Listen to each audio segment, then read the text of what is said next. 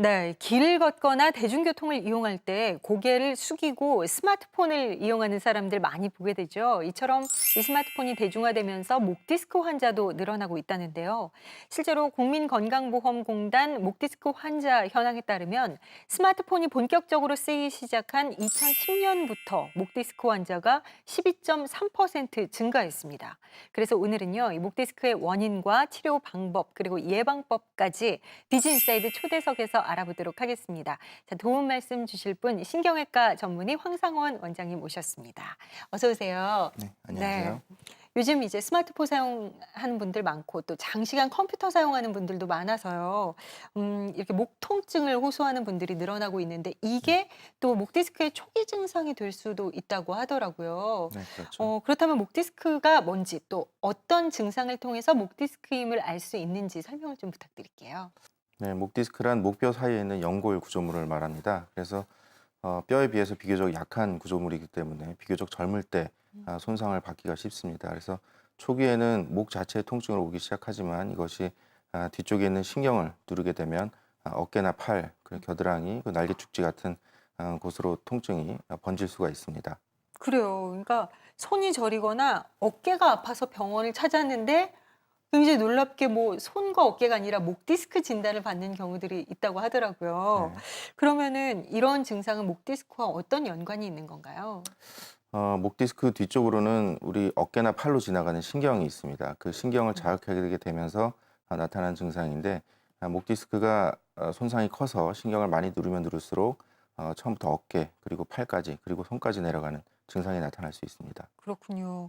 근데 좀 목이 뻐근하다 싶으면 아유 그래 오늘 하루 좀 자고 나면 낫겠지 뭐 한 며칠 견디면 낫겠지 이렇게 좀 방치하는 경우들이 있을 수 있거든요. 네. 그러면은 혹시 이게 목 디스크다라는 것을 자가 진단할 수 있는 방법 같은 게 있을까요? 일반적으로 목이 아플 때 일반적인 근육통과 감별을 해야 되는데 증상이 보통 한두 달 이상 오래 지속이 된다든지 그리고 목을 뒤로 젖힐 때 증상이 심해진다거나 팔을 내릴 때 증상이 더 심해지면 목 디스크를 의심해 봐야 됩니다. 아 목을 젖힐 때 네. 통증이 있으면 목 디스크를 의심해 봐야 네. 한다. 아 그러면은 이런 증상이 나타나는 원인이 있을 것 같아요. 이 목 디스크가 나타나는 원인은 뭔가요? 목 디스크가 손상이 되는 이유는 과도한 압력을 받기 때문인데 그 과도한 압력은 주로 장시간 그 한 음. 자세로 고정된 자세로 디스크에 압력을 줄 때 손상이 됩니다. 그래서 주로 장시간 앉아서 고개를 숙이고 있다든지 네. 아니면 잘 때 고개를 과도하게 꺾고 있다든지 그런 한 자세로 오래 목에 무리를 주면 손상이 나타나게 아. 됩니다. 저도 자다가 일어나면 나도 모르게 고개를 격하게 꺾고 있을 때가 있는데 네. 그런 것도 좀 안 좋을 수 있는 그 연관이 있을 수 있습니다. 상태군요. 예. 아. 그러면은 목 디스크를 치료하는 방법은 어떤 게 있나요? 목 디스크 치료는 이제 증상의 정도와 그리고 기간에 따라서 치료 방법이 여러 가지가 있는데 초기에는 일반적인 물리치료나 약물치료로서도 충분히 좋아질 수는 있습니다. 하지만 네. 방치하게 돼서 증상이 점점 신경 쪽 증상이 나타나게 되고 잘 낫지 않게 된다면 그 다음 단계로 생각해 볼 수 있는 건 이제 신경 주사 치료나 음. 신경 성형수 같은 우리 신경에다 약을 넣는 그런 네. 치료를 생각해 볼 수가 있고 만약에 그런 치료로서도 낫지 않는다면 결국엔 수술을 생각해야 됩니다. 그래서 예전에는 디스크를 제거하고 그 디스크 위아래 뼈를 연결시키는 유압술을 시행하였는데 최근에는 인공 디스크를 집어넣는 인공 디스크 치환술을 많이 시행하고 있습니다. 아. 경추 인공 디스크 네. 치환술이라는 건 좀 생소해요. 어떤 네. 건가요?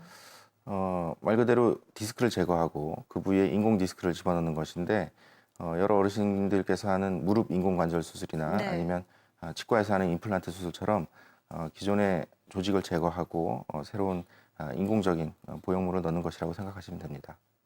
네. 경추 인공 디스크 치환술 수술 사례를 좀 보면서 말씀 더 들어보도록 할게요. 네, 네. 사진을 보면서 설명을 드리겠습니다. 네.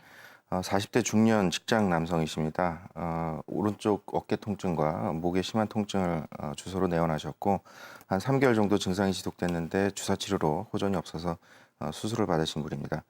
그림에서 보시면 오른쪽으로 디스크가 터져 나와서 오른쪽 어깨 팔로 내려가는 신경을 자극하고 있고요.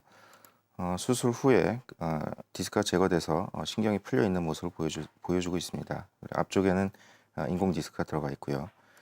이것은 수술 후에 인공 디스크가 들어간 엑스레이 사진입니다. 그래서 고개를 뒤로 젖히고 앞으로 숙일 때 디스크가 움직여서 정상적인 디스크 역할을 하고 있는 것을 보여주고 있습니다.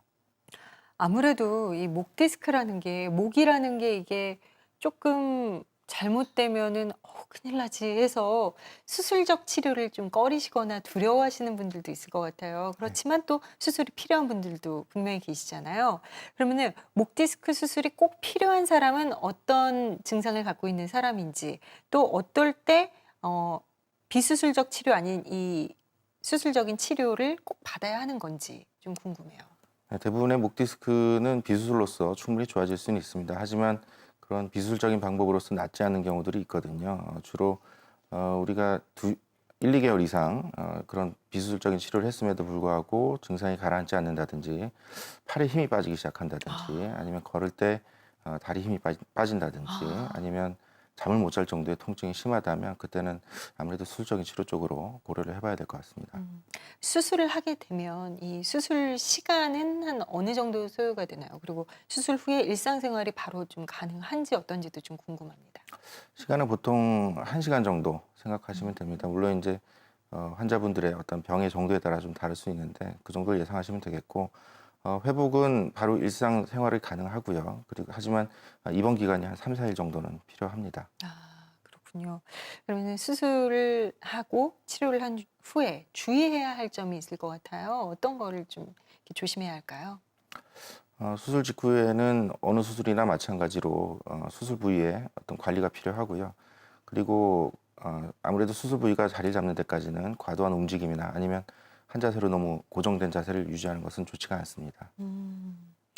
그러면 끝으로 이게 뭐 치료도 중요하지만 예방이라는 게 참 필요하잖아요. 목 디스크를 예방할 수 있는 방법을 소개해 주세요.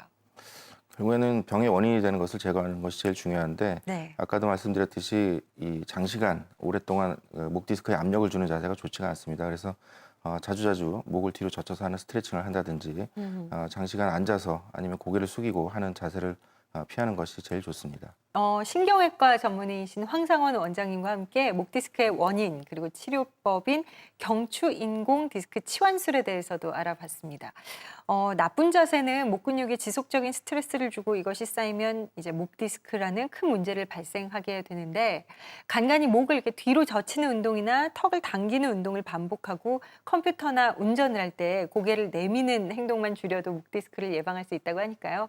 일상생활에서 의식적으로라도 바른 자세를 좀 유지하도록 노력을 해봐야겠습니다. 네, 오늘 황상원 원장님 도움 말씀 잘 들었습니다. 고맙습니다. 감사합니다.